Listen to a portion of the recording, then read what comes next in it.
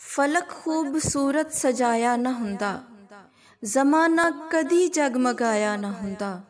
ना अर्शी ना फरशी ना ए चन्न तारे, शबो रोज़ दे ना ए हुंदे नज़ारे। ना तख्ता ना ताजां दे सुल्तान हुंदे, ना महलां दे वाली ना दरबान हुंदे। ना आदम दे किस्से ना मूसा ना ईसा, ना याकूब व यूनस ना यूसुफ जुलेखा। ना मीलाद हुंदे ना ए नात खानी, सना खान हुंदे ना ए खुशलहानी। किसे शै दा वी इत्थे साया ना हुंदा, जे रब ने मुहम्मद बनाया ना हुंदा।